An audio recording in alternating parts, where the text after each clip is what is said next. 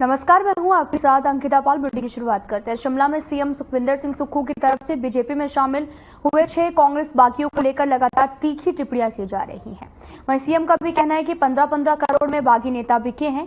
साथ ही आपको बताते चले कि सीएम ने चुनाव प्रचार के दौरान ये बात कही है, जिसको लेकर बीजेपी भी सीएम पर पलटवार कर रही है। वहीं भोरंज से कांग्रेस विधायक सुरेश कुमार ने भी सीएम की टिप्पणी को सच करार देते हुए बीजेपी को आड़े हाथों लिया है और कहा कि सच सुनकर बीजेपी तिलमिला गई है।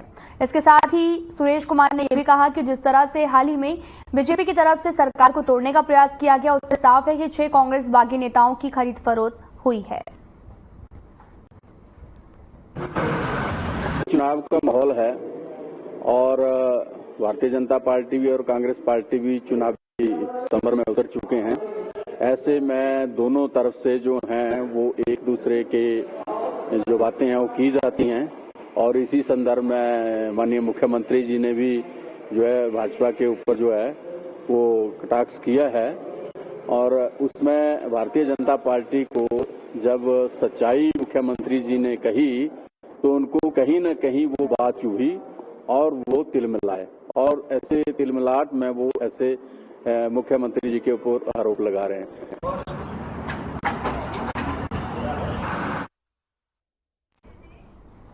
खबर शिमला से है, जहां पर बीजेपी के प्रदेश महामंत्री बिहारी लाल शर्मा ने सीएम की अभद्र भाषा पर पलटवार किया।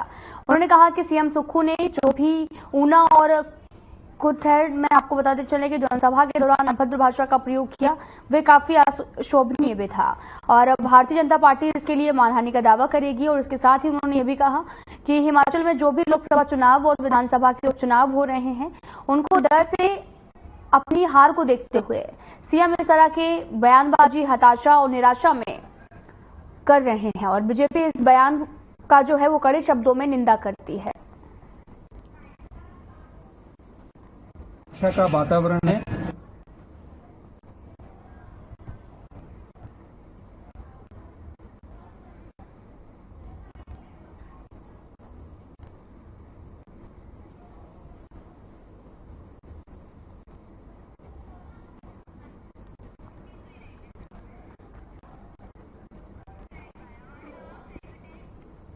बीजेपी में शामिल हुए धर्मशाला के पूर्व विधायक सुधीर शर्मा ने सीएम सुखविंदर सिंह सुक्खू को मानहानि का नोटिस भेजा है।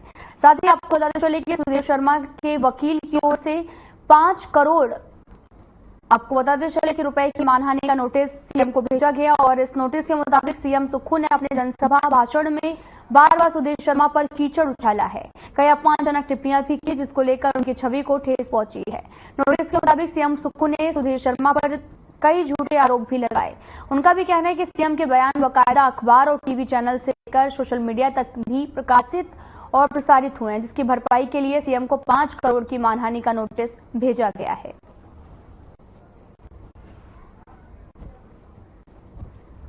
मुख्यमंत्री सुक्खू का ये बयान कि सारे विधायक जो है वो 15-15 करोड़ में बिक गए, बहुत ही हास्यास्पद है। पहली बात तो मैं ये कहना चाहूंगा कि मैंने आज ही उनको नोटिस दिया है, मानहानि का दावा उनके ऊपर किया है। और दूसरा, वो जो कह रहे हैं मेरे पास सबूत हैं, तो सबूतों को उनको जनता के सामने रख देना चाहिए। सिर्फ मंच से कुछ भी कह देना, वहां विधायक को कह दिया कि भुट्टो को कुट्टो, ऐसे जो है वो बातें व्यक्ति बुगलाहट में करता है। मैं पूछना चाहता हूं कि हमीरपुर में जो कैप्टिव माइनिंग का क्रशर है वो किसका है? और आप दुबई गए इन्वेस्टर मीट के लिए, लेकिन वहां इन्वेस्टर मीट हुई नहीं। सरकारी खर्चे पर आप किसी के निजी फंक्शन में शामिल होने चले गए, उसमें किसका पैसा खर्च हुआ? मंडी संसदीय क्षेत्र से बीजेपी प्रत्याशी कंगना रनौत चुनाव प्रचार के दौरान क्षेत्र का दौरा कर रही हैं। कंगना ने बीजेपी मंडल पदाधिकारी और कार्यकर्ताओं से मुलाकात की। इस दौरान उन्होंने अपने संबोधन में कहा कि कांग्रेस पार्टी ने अयोध्या में बने राम मंदिर को लेकर इकट्ठा किए गए चंदे को बीजेपी का स्कैम बताया था। बीजेपी सबसे बड़ा धर्म राष्ट्रवाद है और लोकसभा चुनाव एक धर्म युद्ध है। इसके साथ ही कंगना ने यह भी कहा कि मंडी और पहाड़ की लड़कियां हिम्मत और जोश के साथ दमदार हैं। महिलाओं पर भी आपको चले गए की गई टिप्पणी पर भी जवाब भी देना चाहती हैं।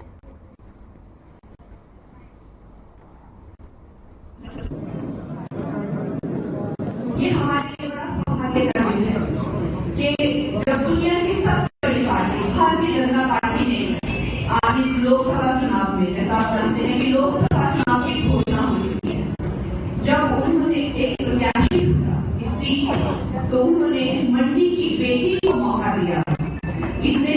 लोगों ने, इतने सारे योग्य लोगों ने मैं कहूंगी, मुझे ये सौभाग्य मिला है।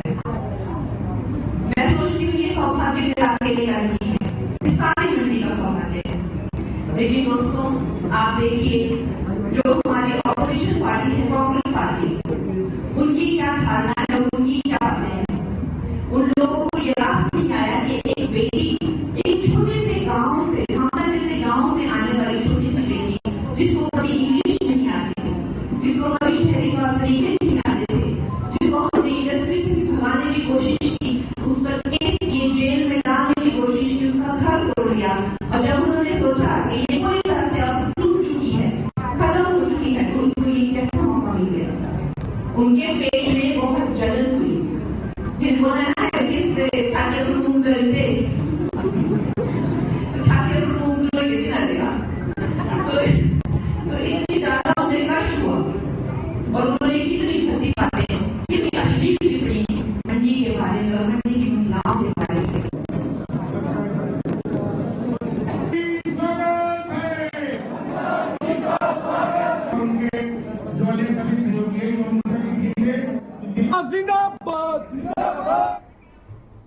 शिमला में प्रदेश कांग्रेस पार्टी के संगठन महासचिव रजनीश किमटा का बयान सामने आया, जिसमें उन्होंने कहा कि कांग्रेस कदार चुनाव के लिए पूरी तरह से तैयार है और चारों लोकसभा सीटों के लिए, साथ में विधानसभा उपचुनाव में कांग्रेस की जीत होगी। और इसके साथ ही उन्होंने ये भी कहा कि प्रदेश में बीजेपी ने धनबल से सरकार गिराने की कोशिश की, लेकिन ये कोशिश नाकाम होगी।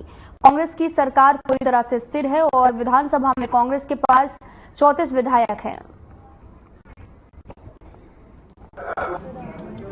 राजनीति से जनमत हासिल करना चाह रही है, उसमें इन चुनावों में हिमाचल की जनता उनको करारा जवाब देगी। जो भी रिजल्ट आता है, कांग्रेस पार्टी की सरकार स्थिर है और कांग्रेस पार्टी की सरकार के पास मैंडेट है। हमारे पास अभी भी विधानसभा के अंदर 34 सीटें हैं, भाजपा के पास 25 सीटें हैं। और लोकसभा की सीटों के विजय के बाद, विधानसभा की सीटों के विजय के बाद ये जरूर है कि हम और स्ट्रांग होंगे, परंतु भाजपा जिस साजिश के तहत, जो उनकी एक सोच थी, जिस सोच के तहत वो हमारी सरकार को अनस्टेबल करना चाहते थे, या हमारे को, इस सरकार को जो जनमत 14 महीने पहले हिमाचल प्रदेश में जनता ने दिया, फुल मैंडेट के साथ सरकार बनी, उस जनता के जनमत को नुकसान पहुंचाने की कोशिश करने की जो साजिश रची थी, उसमें उनको 1 जून की पोलिंग के बाद 4 जून को जब आपके सामने नतीजे आएंगे, भाजपा को मुंह की खानी पड़ेगी। हिमाचल प्रदेश के जनजातीय जिला लाहौल स्पीति में जहां उपचुनाव होने जा रहे हैं, तो वहीं बीजेपी ने अपना उम्मीदवार चुनावी मैदान में उतार दिया है। बीजेपी ने जहां पर कांग्रेस से निलंबित विधायक रवि ठाकुर को चुनावी मैदान में उतारा, तो वहीं कांग्रेस में एक अनार सौ बीमार की स्थिति बन गई है।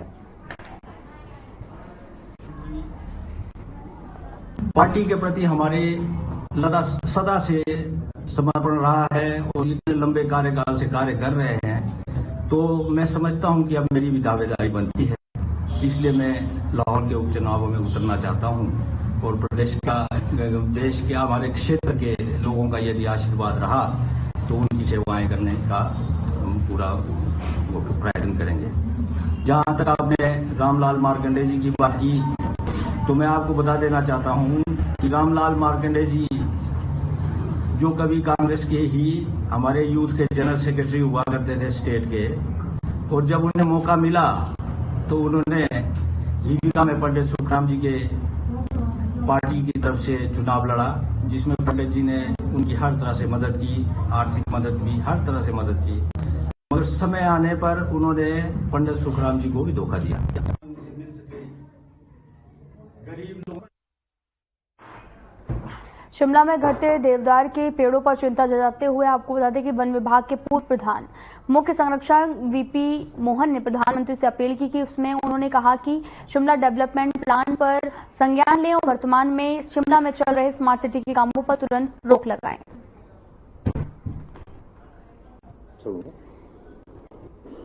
हमारी 3 जनरेशन्स फॉरेस्ट सर्विस में काम कर चुकी है।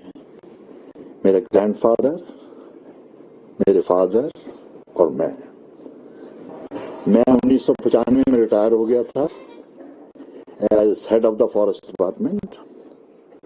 उसके बाद मैंने वर्ल्ड ओवर जाके काम किए, कंसल्टेंसीज की, और 3-4 साल मैंने सुप्रीम कोर्ट का चेयरमैन मॉनिटरिंग कमेटी का काम किया।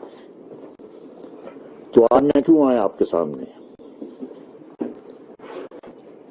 मैं 1980 से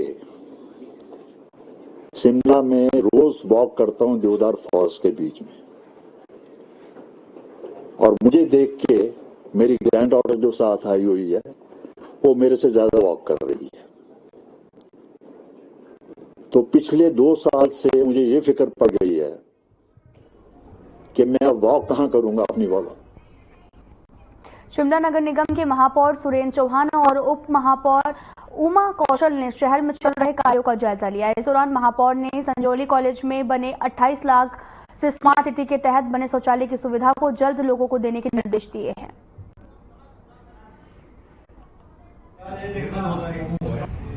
हमारे नगर निगम की हमारे रूटीन के जो काम है, ये पिछले काफी समय से बाईपास के पास नीचे टॉयलेट बनने का काम चला था, जिसको काफी समय से रुका हुआ पड़ा हुआ काफी समय से। तो मैंने आज उसमें विजिट रखी थी और उसको लगभग 28 लाख की लागत से वो टॉयलेट बन रहा है और बन के तैयार है लगभग। आज उसकी हमने फाइनली, मैं डिप्टी मेयर महोदय थी, मेरे साथ वहाँ की पार्षद भी थी, ममता जी भी थे, और ये वो मेन जो बाईपास है वहाँ का बस स्टैंड है, वहाँ काफी लोग वहाँ आते हैं, उसको हम कल से शुरू करें ताकि लोगों को समर्पित किया जाए और उसका सुविधा लोगों को दी जाए।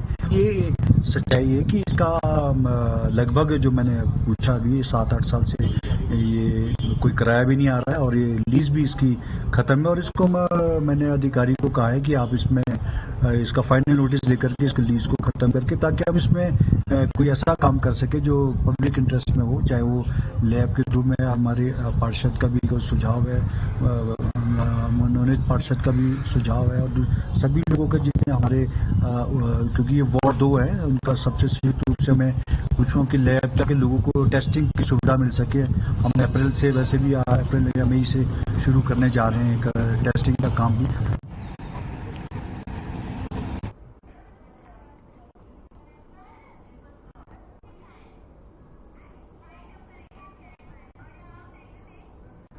फिलहाल इस वीडियो में इतना ही। नमस्कार।